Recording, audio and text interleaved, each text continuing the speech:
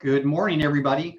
Let's see, this morning we've got my father, Dr. Wallach, again with the Doc Monday. Let's see, last week we pretty much talked about selenium and issues with absorption and absorbability like gluten intolerance and so forth. My father has lectured for decades about it's not so much what you consume, it's what you're not consuming that is a big factor in your diet, or it's what you're not absorbing is probably even more accurate, because if you're unable to absorb nutrition and nutrients, then obviously you're missing out on those, even if you're consuming them. So last week we spent a lot of time talking about selenium and the benefits of selenium and my father's research around selenium. But we also talked about things like our health claim petitions that Dr. Wallach has spent a tremendous amount of time and money filing for the good of the general public around the world as part of his education mission. His whole reason for doing what he does is educating the general public on the benefits of proper nutrition and better nutrition and health through proper and better nutrition. And I guess I just want to start this morning with one thing, and that'll kind of start off the conversation. I think, in 2003, the Executive Office of the President, called the Office of Management and Budget, or OMB for short, put out a press release, which they do from time to time, but it's kind of unusual, especially when it comes to nutrition, because the Office of Management and Budget is what it sounds like it is, management and budget. And so it's really a financial aspect of the administration. And so in 2003, this is dated May 28th, 2003, for immediate release. In order to save lives, OMB urges revising dietary guidelines. That sounds great, and it turned out to be great because it's what we've been talking about forever, I think. So new information on reducing heart disease risk is encouraged. Washington, D.C., OMB today urged the Departments of Health and Human Services, or HHS, and Agriculture, USDA, to revise the nation's dietary guidelines to include new information that omega-3 fatty acids may reduce risk of coronary heart disease, or CHD, while trans fatty acids may increase the risk of CHD, since CHD kills over 500,000 Americans each year. Even a small improvement in dietary habits could save thousands of lives. And a copy of the letter to HHS from OMB was attached to that. And I think we have this up on wallachfiles.com. And we certainly made a trifold brochure out of that and sent it out to everybody as part of our educational process. And again, they talk about 500,000 Americans die each year from coronary heart disease, and that's as of 2003. And we also, as part of our coalition of filing health claim petitions, worked with an MIT PhD, and he felt that simply by educating the public about what we're talking about could save up to 1.5 million Americans per year. And it's interesting, it's tragedy, and it's in the news nonstop right now about the coronavirus, and tens of thousands of Americans have died from this already this year. And like I say, that's a tremendous tragedy. But each year, 500,000 to 1.5 million Americans die from coronary heart disease, and we can have a big impact in improving those statistics. And I believe all that we've been doing as my father's research, my father's mission, Longevity's mission, all of your contributions have played a big part of improving people's lives. And I'll get into our legal resume that we've kind of referenced throughout some of these calls, and all the things that we've submitted and done, and the health claim petitions and filing of all those, as to why we've done that and what we've done as well. But one thing you continuously hear around this news cycle of the coronavirus is underlying conditions. People with underlying conditions are at much greater risk of fatality from the coronavirus. But that's true of the flu also. And so this is why, we have made this just such a huge mission to improve people's understanding of proper nutrition and health and wellness through better nutrition. And again, it's been my father's life's mission to help educate the world on these topics. So with that, Dr. Wallach, good morning. Good morning, sir. How are you doing? Good. So why don't we get right into it? The emphasis today is essential fatty acids, and one of our key products with EPA and DHA is EFA plus, and it's part of the 90 essential nutrients that you encourage people to consume every single day. It's part of the Healthy Body PAKS. It's a cornerstone set of nutrients, so why don't we jump into really how that all plays into the 90 essential nutrients, and are essential fatty acids affected by things like gluten intolerance also. And so we can kind of go down the path of that to start with, and we'll get into the health claim petitions a little bit more, I think, as we go also. Okay, well, thank you very much for setting all this up and laying the framework for this interaction here. Basically, omega-3s, whether it's our EFAs, which are from plants, and EFA pluses, which are from fish oils, are essential nutrients. They're part of the 90. And basically what they do is many things, but one of the things they do when you're talking about cardiovascular disease is they prevent blood clots. And when they're talking about coronary artery disease, they're really talking about blood clots in the coronary arteries, in the brain, in the carotid artery in the neck, in the kidneys, and lungs, pulmonary embolism, all over the place. Those kind of blood clots are caused by a deficiency of omega-3s. Now, one of the key outside sort of hints you're going to get, people have rosacea. They look like they have kind of the ruddy cheeks, psoriasis, eczema, dermatitis, acne. These things are all due to deficiencies of the omega-3s.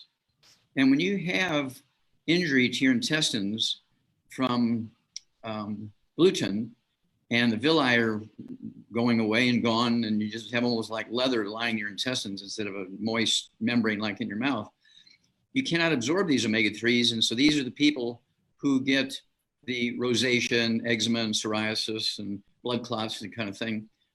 Asthma is another deficiency, a disease of omega-3s. And the kind of interesting thing about it is, if you have fibromyalgia, but you're getting plenty of omega-3s, you won't have a rash on your face. But if you have fibromyalgia and you have a rash on your face, they call it lupus. They say, oh, you have an autoimmune disease. No, it's still just a gluten intolerance, not able to absorb. Even if you're supplementing, you can't absorb efficiently the omega-3s. Now, when it comes to blood artery plaque, or they're sort of mixing things up there. They talk about plaque in the arteries. This is due to inflammation. Cholesterol has nothing to do with the deposits in the arteries. Cholesterol has nothing to do with cause of the plaque. Cholesterol has nothing to do with heart attacks. That was all due to misdirect people when the pharmaceutical companies came out with drugs to lower cholesterol. And so that was a big misdirection there. Cholesterol is your best friend. 75% of your brain weight is cholesterol. If you get on a statin drug to lower your cholesterol, you're going to get Alzheimer's disease. 95% of the weight of testosterone is cholesterol. So if you're trying to avoid that and taking statin drugs and not eating eggs and so forth, you're going to have ED. And women who don't take in enough cholesterol, they'll go through menopause at age 20 because they're not making enough estrogen. So the EFAs are a big part. That's why we have the EFAs and the EFA pluses both in the Healthy Brain and Heart Pack. And with this coronavirus thing going on, you hit the nail on the head that these pre-existing conditions increase your risk of death, increase your risk of death from the coronavirus by 98%. Okay, and we're talking about high blood pressure, diabetes. High blood pressure alone is found in 76% of the people who die from the coronavirus. Diabetes is like 46%. Heart attacks is 27 point something percent. Okay, oops, is it me or you? Oh, sorry, I thought I turned my phone off. You're fine. At any rate, I'm innocent. But at any rate, it's essential to get rid of these pre-existing conditions before you get the coronavirus. And then when little kids, they're 3, 4, 5, 8, 10 years old, they get the coronavirus, they get mild common cold-like symptoms. It's only when you're over age 65 that you're threatened with death. Why is that? Well, that's because you have osteoporosis and your bone marrow cavity is filled up with scar tissue. You can't make white blood cells, which are kind of the Marines and the cavalry get called to go kill and eat the viruses. Your stem cells can't make antibodies to go kill the viruses because your bone marrow cavity is now just scar tissue. And people don't realize when the doctor says, now take care of your immune system, take care of your immune system, but they never tell you how to do that because they don't even know. They don't know. Doctors don't know. Your immune system is your bone marrow cavity. And so kids, when they're just little kids, their bone marrow cavity is good. But as you get into your 20s, you start getting some little things going on there because you're eating gluten and you can't absorb the nutrients necessary, including connective tissue in your bone marrow cavities, and you start getting respiratory stuff that puts you in the hospital for 2 weeks on respirators, you're out, you're good. But then 2 months later, you get the coronavirus again infection. Oh, you got reinfected. No.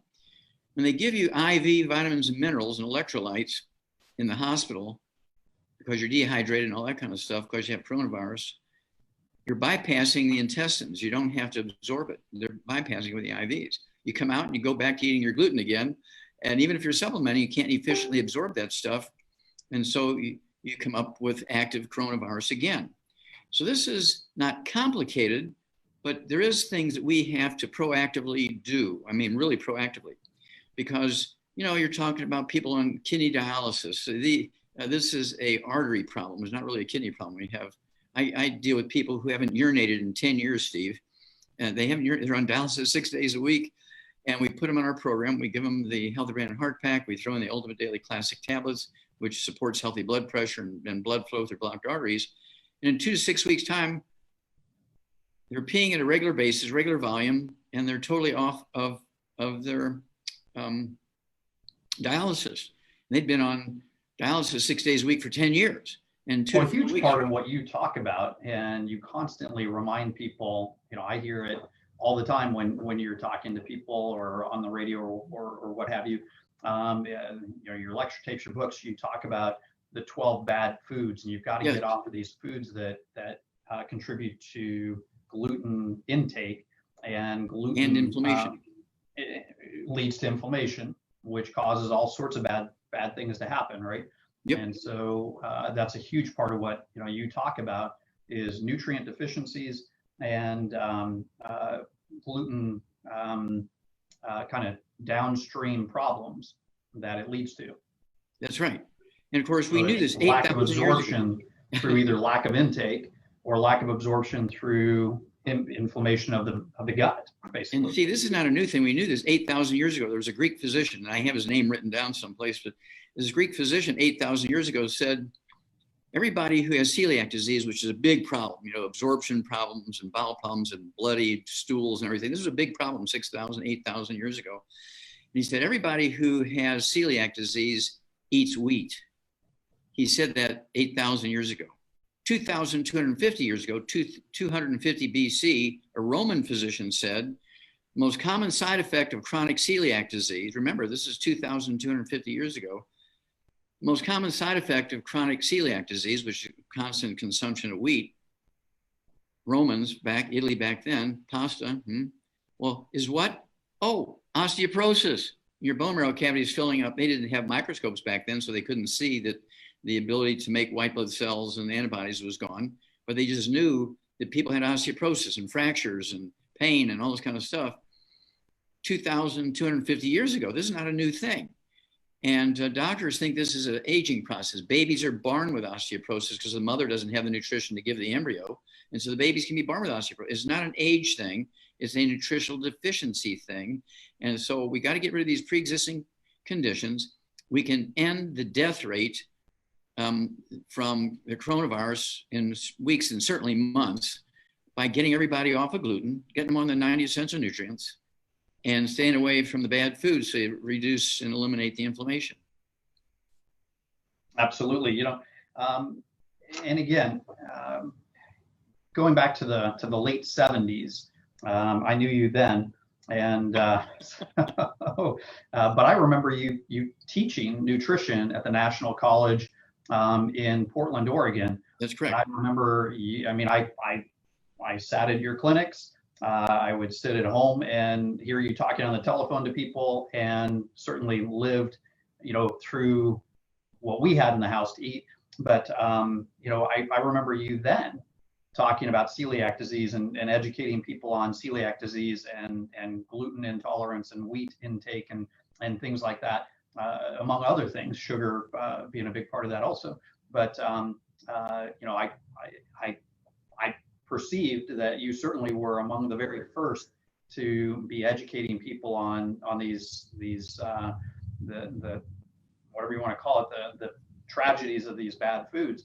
I didn't realize that it was actually 2,500 years earlier that people were talking about it.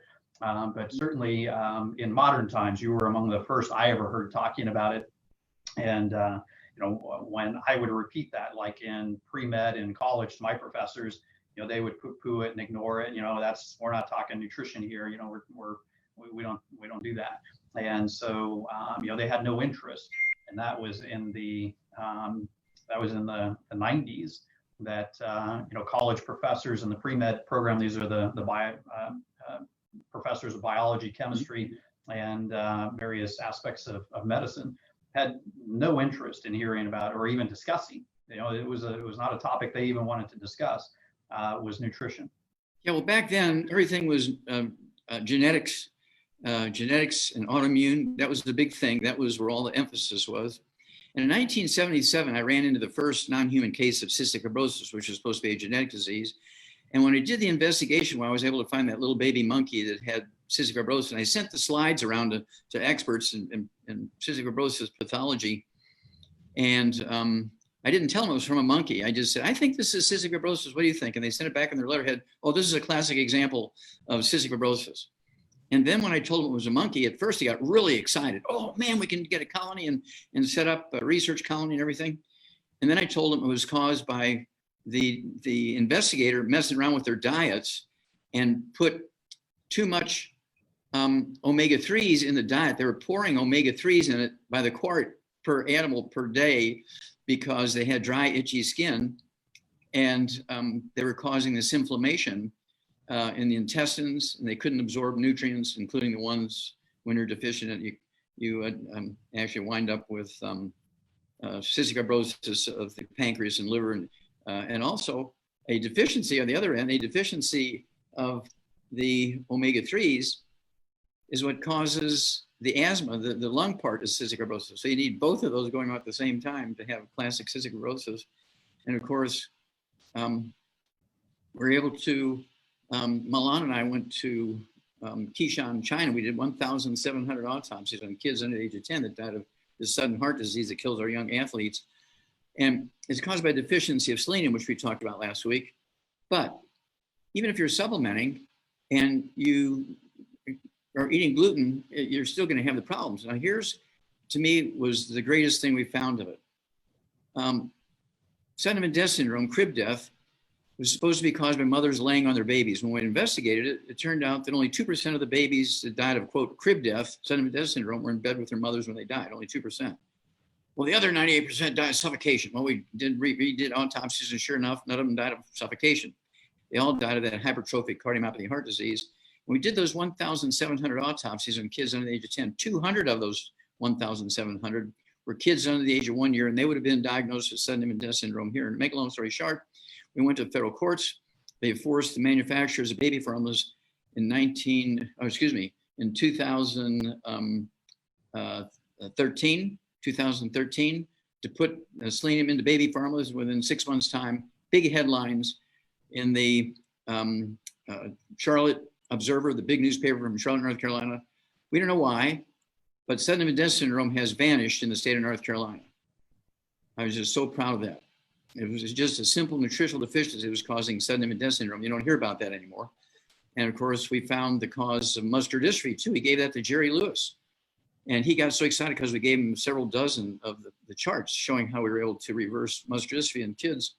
He took it to the Muscular Dystrophy Association. They fired him and stopped the telethon. And so you haven't heard of crib death recently. You haven't heard of muscular dystrophy recently. You haven't heard of cystic fibrosis recently because all the baby formulas now have those nutrients in it because we sued through the federal courts. Well, you know, for as long as I can remember, you've been willing to talk to people for free, lecture for free, travel the world for free to give this information away. And you know, you've put your money where your mouth is. You've walked your talk forever. And I just want to kind of rattle off some of the FDA health claims and petitions and official comments. Not only have you written and published over 70 peer-reviewed journal articles, done all this research, you've written over a dozen books on human health and nutrition. You've written that 1,200-page textbook, Diseases of Exotic Animals. That was my thesis. Treasures. That was my thesis from the NIH $25 million research thing. And it's in the Smithsonian Institute as a national treasure. I'm very proud of that. You should be very proud of that. I'm very proud of that, and I didn't even write it. And so it's an amazing, it is an amazing book. Research project. You know, it was a research project. Absolutely. And so just some of the official comments and health claim petitions and things, I'm just going to rattle some of these off. And this list is, I think, on the wallachfiles.com as well.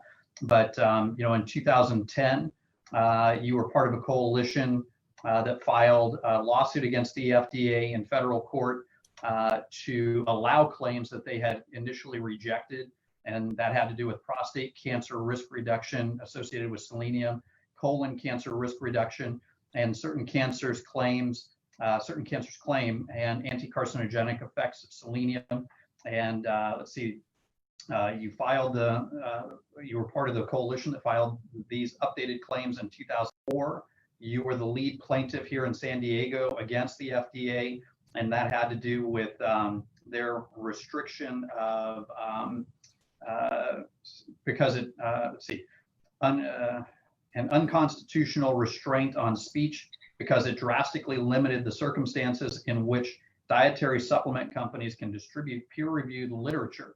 So in the censorship of peer-reviewed literature, you wound up suing the FDA. And I remember using, you used the Thomson Publishing physician's desk reference as an example that dietary supplement companies couldn't distribute the physician's desk reference to talk about the benefits of nutrients. And that one was in regards to magnesium, but there are many. And so that was here in San Diego. You were part of a coalition in the U.S. District Court for the District of Columbia. Special interest groups challenged the qualified health claims process application in conventional foods. And you actually wound up asking a federal court judge to be a co-defendant with the FDA to be able to better defend the health claim petition process that you'd been part of fighting to get approved. Let's see, there are various other issues you were co-petitioner, co-plaintiff, member of a coalition with as well, and those are listed. Comments filed with the FDA, comments supporting the Global Organization for EPA and DHA omega-3s, petition for qualified health claims concerning EPA and DHA, and reduction in blood pressure and risk of coronary heart disease. That was in 2014. Comments supporting the FDA's rulemaking proposal to revise the list of required nutrients in infant formula to include selenium. That was in 2013. Comments on FDA's advance notice of proposed rulemaking alternative for regulating qualified health claims. That was in 2004. Comments on task force for consumer health information for better nutrition in 2003.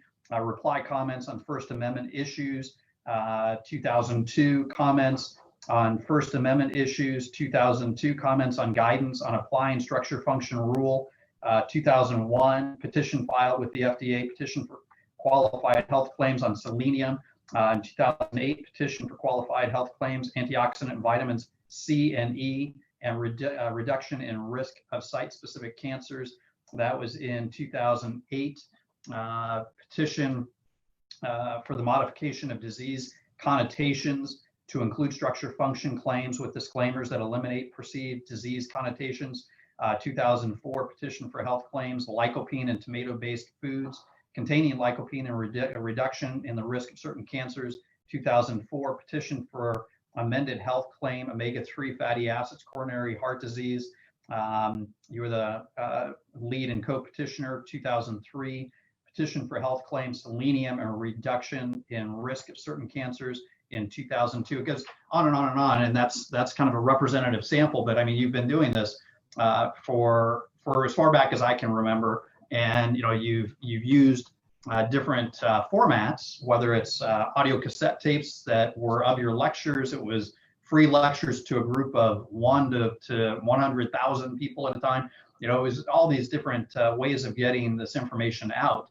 And so, now I think, because of what's going on with the news media and the coronavirus, and it's affecting people around the world, and you're constantly hearing the underlying conditions. But underlying conditions, what we're really talking about, what they're really talking about, are nutritional deficiency diseases for the most part. You get an A+, that's exactly right. And that's what I'm saying. You need to get rid of these pre-existing conditions. I've only been in this school for, 53 years. So. We need to get rid of these pre-existing conditions, and that's going to be my radio monologue today. And so this is perfect timing. Give me a chance to practice a little bit here. But this has been your mission, your fight forever is. Well, it's been my mission since 1961 when I ran into the first master off. I was a pathology student at University of Missouri, 1961. I ran into the first mass die-off in America from pollution. It was Christmas. All the professors were gone. I figured it out myself by taking blood samples and water samples and all this kind of stuff, and did the complete autopsies on 50 bodies. They brought me 50 bodies, okay? Written it up, 500 died in one night, and it was published in 2 scientific journals. I'm only 21 years old.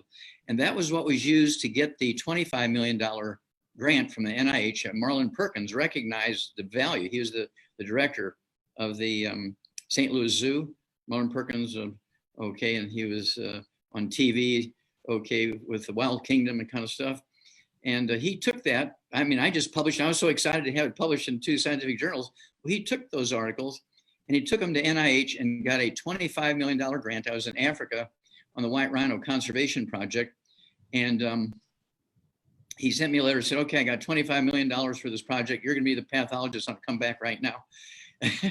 In 10 years, we did 20,000 autopsies, 17,000 and some change, over 454 species of zoo animals and 3,000 humans, millions of chemistries, and proved that none of these diseases that were said to be genetic and autoimmune disease were. They were all just nutritional deficiencies. And that's why my thesis is in the Smithsonian Institute, because it created a new science which has replaced genetics, which is epigenetics. So I'm very, very proud of that.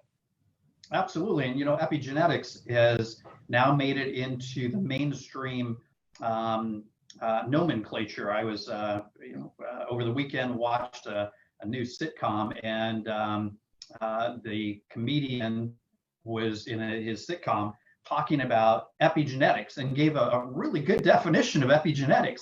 And I was very impressed. But, when you started all of this, the word I don't think existed. And so it did not exist. They made up the word after my 10-year study with those 20,000 autopsies. The word came out then. Yeah. And so, I anytime I give a tour of longevity to somebody, I show them that book. That was your thesis.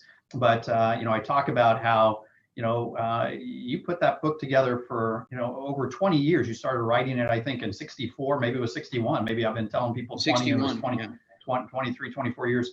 But, you stuck with that project all through life. You had us 4 kids, single father of us 4 kids at various times. For 4 years.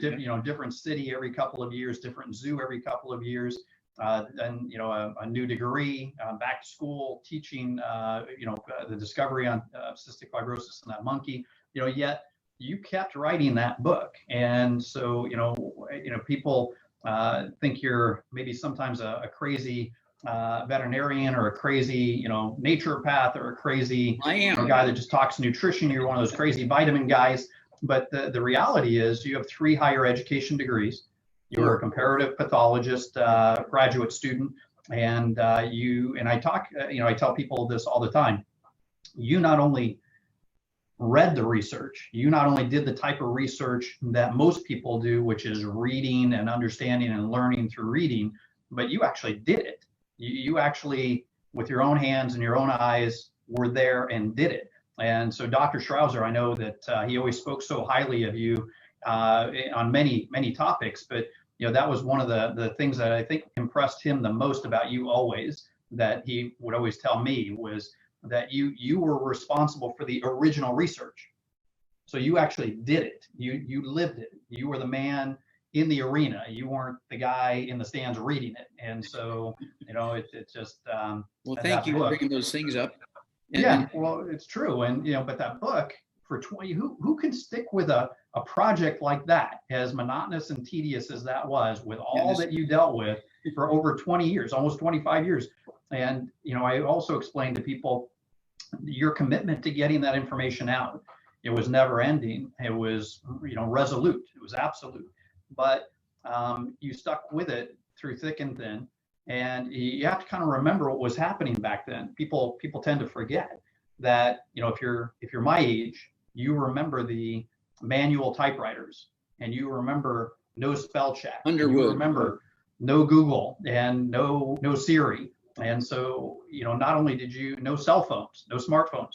So to write that book with all that was going on, I remember you sitting at the kitchen table with a manual typewriter and writing letters to send off, to ask for, additional things for that book, or hours and hours and hours, days on the telephone of you having those conversations to complete that book. And so, today we all have Google and Siri at our fingertips. Back then, not only to write that book did you have to type with 2 fingers and no spell check on a manual typewriter, but you had to actually write all the things to get the information to put in that book, and to all the verifications and all the resources and citations, and it just, it was never ending. Yeah, well, thank you for that. And of course, just briefly, if I may, the thing that was unique, the thing that made me one of the 2 fathers, along with what's his face, for the being fathers of the science of epigenetics. We're talking about Bruce Lipton. Okay, he works with identical twins that get separated in the first year of life, and they go to different places, and 30 years later they connect and find out the differences and the similarities. Identical twins. I took 100 eggs from the same mother father chicken in 6 weeks. They would lay the eggs, we'd seal them and put them in the freezer. They'd lay more eggs, they'd steal them, put them in the freezer. Lay more eggs. We got 100. We'd put them into 4 groups of 25. Gave each group a different, hashed them all at the same time, so they're exactly the same birth date. And for 6 weeks, we gave 4 different groups of 25 each, 4 different diets. Then killed them all within 5 minutes. And of course, did the autopsies on them and published that. The differences between those babies, even though they had the same mother, father, the same hatching period, the same everything, the same food for the mother and father, because it was different for 6 weeks of the food they consumed and the vitamins and minerals they consumed. I mean, it was like night and day between those 4 different groups. And that was written up and published in 2 scientific journals also. And that became the basis of the science of epigenetics. It's in the book, Rare Earths and Cures. It's in the book, Dead Doctors Don't Lie. And it's in the book, Epigenetics, and also obviously in the book, Rare Earths and Cures, as the pictures of those 4 different groups of birds. I remember that picture well. Yeah, it's in Rare Earths, and I think it's in Diseases of Exotic Animals as well, right? Mm-hmm. Yep. And it's in Epigenetics? Yes. And so it's one of those things where, again, we got to get rid of these pre-existing conditions, and then nobody will die from the coronavirus. We got to get rid of the pre-existing conditions, get rid of all the bad foods, the fried foods, the processed meats, the oils of all kinds, get rid of the gluten, wheat, bran, around oats, and then get rid of sugar, and then take the 90 essential nutrients appropriate for body weight. And if you have pre-existing conditions, we have all these secret sauces that you add to it. So you don't have to be a doctor. You don't have to be a nurse. You don't have to be a pharmacist. You don't have to be a technician.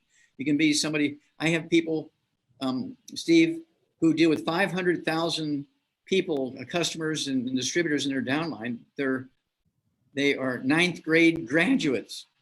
They're dealing with 500,000 people a year because they have access to these books and CDs and DVDs and so forth. We even have an audio book. If you can't read, we have an audio book, Dead Doctors Don't Lie, where you can go online and buy the audio book, and you're driving, you listen to the book, or if you can't read, you sit at home and listen to it, whatever.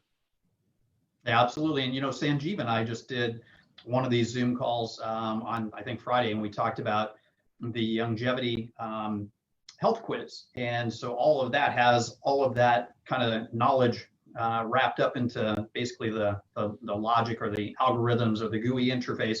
And so people have that technology now at their fingertips where they don't need you or me right there telling them what to talk to people about, because the health quiz prompts people through the use of it to where they can do kind of a self-evaluation. So all those things, again, technology is an amazing thing. So now people have all of that. And like I said, 20, 30, 40 years ago, they didn't have any of those things. And well, now we have prepackaged programs with secret sauces for over 900 different diseases and combinations. And usually, Steve, when people have a nutritional deficiency, they won't have just a vitamin C deficiency and have scurvy. When people have, and you know people, and everybody knows their grandpa or maybe an auntie or maybe an uncle or somebody like that, or a brother or sister that has high blood pressure, diabetes, arthritis, low thyroid. They've got liver issues. They may have visual problems, got ringing in the ears, and they got 6, 8, 10 problems, all because they have a gluten issue. They're not absorbing, even though they're supplementing, because as you point out very well, thank you, you're a good student, that just eating stuff isn't enough. You have to be able to absorb it and employ it. Absolutely. Just one thing before we wrap up, one of the hottest topics of the last few years, even though it's a 100-year-old diet, is the ketogenic diet. And we're talking, primarily reducing bad things like carbs, bad carbs. There's good carbs, there's bad carbs, but bad, foods like bad sugars and things like that. And then no gluten, eliminating bad fats, right? And so, but no there's gluten. good fats. And no gluten, but I personally like taking the EFAs just as an added source of good fats, because it's the good fats, it's the fats that support your cardiovascular system, your brain, like you said, that good fat. And so if you just, instead of consuming a Snickers bar in the afternoon, consume a couple of those EFAs, you're getting a gram of good fat, and it's good for you as well. So you really, you almost can't overdo the good fats, right? When it comes to EPA and DHA, I mean, eliminate the blood clots by doing that. I want to throw one more thing out here, if I sure. may, and that is that